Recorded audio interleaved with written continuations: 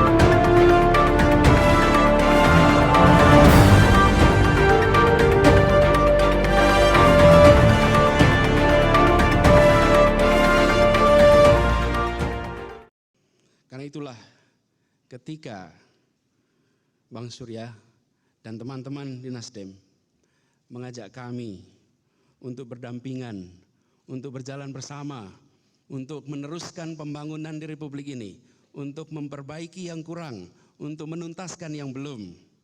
Maka dengan memohon ridho dari Allah Subhanahu wa Ta'ala, dengan memohon petunjuk darinya, dan dengan seluruh kerendahan hati, bismillahirrahmanirrahim, kami terima dan bersiap untuk menjawab tantangan itu.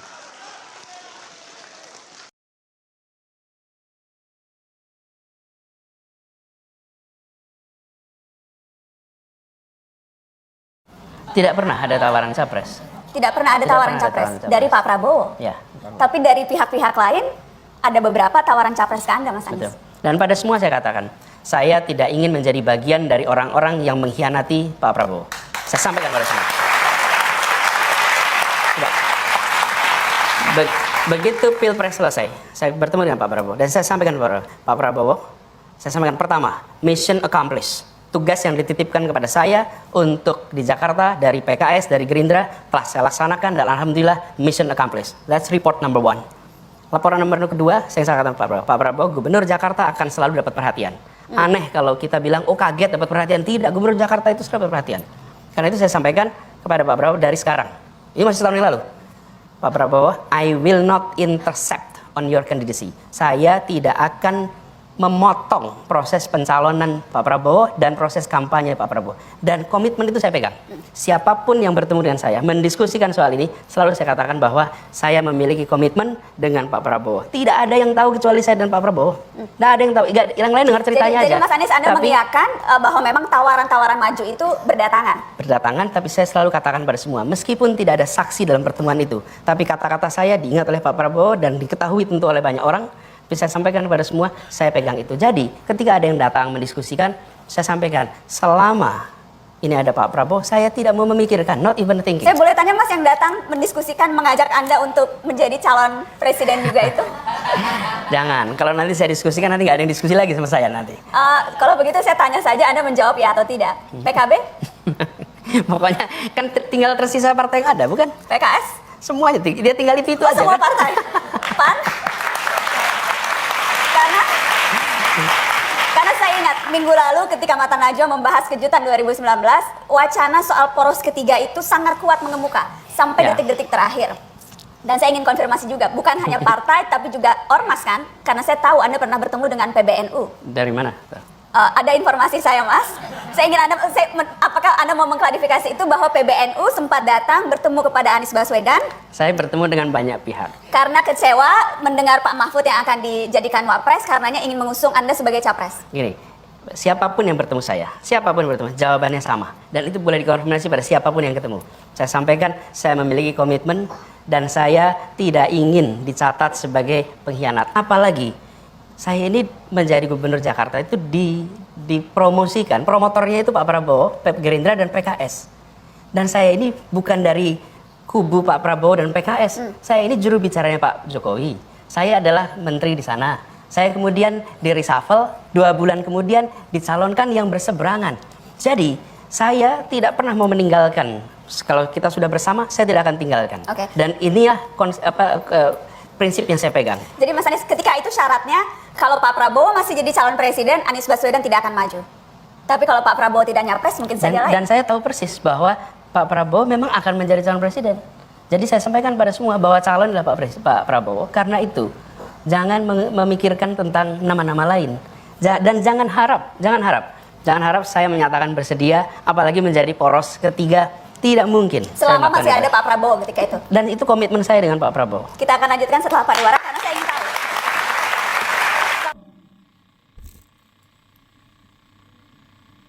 Yang mengharapkan saya untuk menerima